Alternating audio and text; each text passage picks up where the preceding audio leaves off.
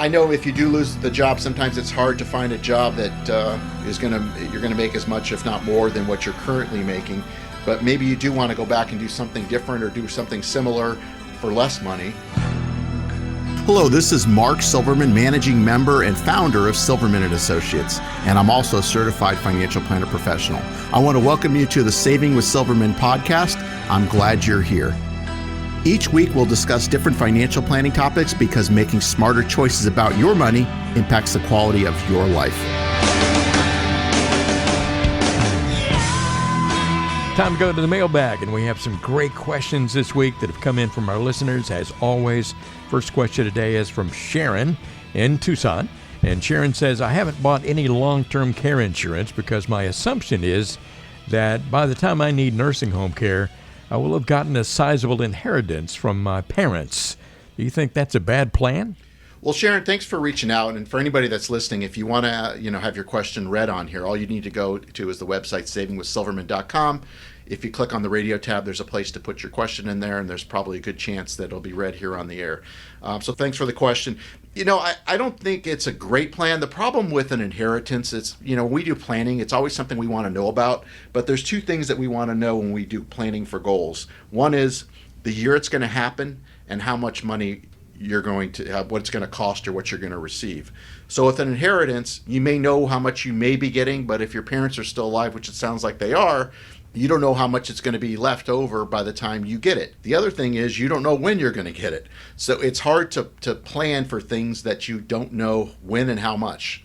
So just having a conversation and looking at some other options, there's some more flexible options than traditional long-term care that we're happy to discuss with you. Feel free to reach out, and there might be some options that you might be surprised may fit better, that can maybe help you make a more informed decision than just counting on an inheritance to cover that expense. Sharon, thank you so much for the question. And again, the number to call if you'd like to have a conversation with Mark Silverman about all that. And it's not going to cost you anything. A complimentary 20-minute call, 520-333-7601. Next question today is from Tom in Vail. Tom says, with my pension, I can get $3,500 a month, but my wife gets nothing when I die. Or I can take $2,900 a month, but she'll continue to get all of it after I'm gone. Which is better? I think I know the answer to that, Mark. Well, Tom, it depends. There's a couple things going on here. So, depending on the situation, women tend to outlive men anywhere from 4 to 8 years on average. So it depends on the difference in age between you and your wife. Is she older? Is she younger? Etc. The problem is if you take it at $3,500 and something happens to you, she gets nothing. So that's the issue there. The other issue with that is Social Security. She gets her benefit, you get your benefit. When you pass away, she'll get the higher of the two, but then she loses her benefit. So there's going to be a reduction in income, which everybody goes through, whether you have a pension or not. The fact that you have a pension, you're ahead of most, quite honestly. So depending on her age, you may want to look at taking the joint, the $2,900 a month. I know it's less, but if it covers her, then you don't have to worry about that. There's also some options that we can do where if you do take it on you, we can take the difference, say the $600 difference between the $3,500 and I think you said $2,900, Ron, and buy life insurance on you, where if something does happen to you, she would get a life insurance policy that would pay out at your death, which would cover her as well. So, and that's a pension maximizer solution. So you do have some options there, but it really depends, and I can't give you a specific answer without knowing more, but feel free to reach out and we can delve deeper into it. Okay, one more question today, and it's from Mary Beth in Oro Valley. Mary Beth says she recently found out that her department at work, and of course her position, is about to be completely eliminated. She's only 55 years old and can't pull money out of retirement yet, even though she has a lot of money saved. But she thinks it would be virtually impossible to find a new job with a salary that's comparable to what she's been making.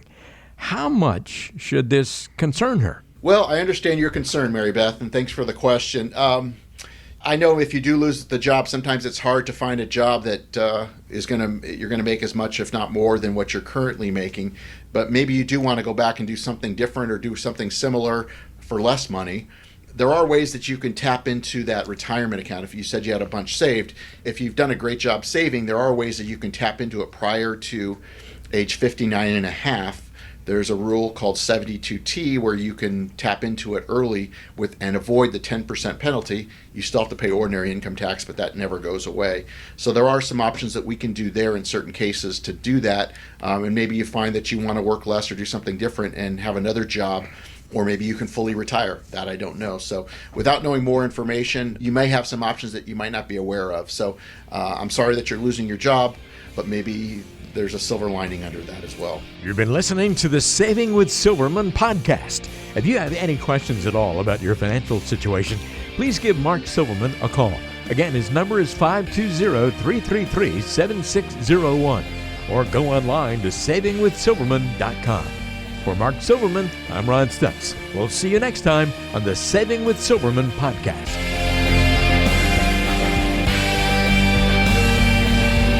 The Saving with Silverman podcast is brought to you by Silverman & Associates Wealth Management, LLC, based in Tucson, Arizona. The show is available on Apple Podcasts, Spotify, Google Podcasts, and everywhere you listen to shows.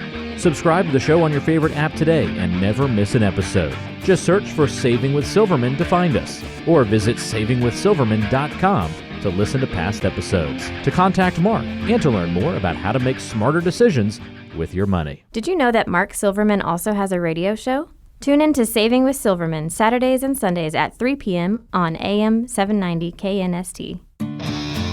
All matters discussed on this show are for informational purposes only. Opinions expressed are solely those of Silverman & Associates Wealth Management, LLC, and staff. All topics covered are believed to be from reliable sources. However, Silverman & Associates Wealth Management, LLC, makes no representation as to its accuracy or completeness. This show shall in no way be construed as a solicitation to sell securities or investment advisory services to residents of any state other than Arizona or where otherwise permitted. Topics should be discussed with your individual advisor prior to implementation. Fee-based financial planning and investment advisory services offered through Silverman & Associates Wealth Management, LLC, a registered investment advisor in the state of Arizona. Insurance products and services are offered through Silverman & Associates, an affiliated company.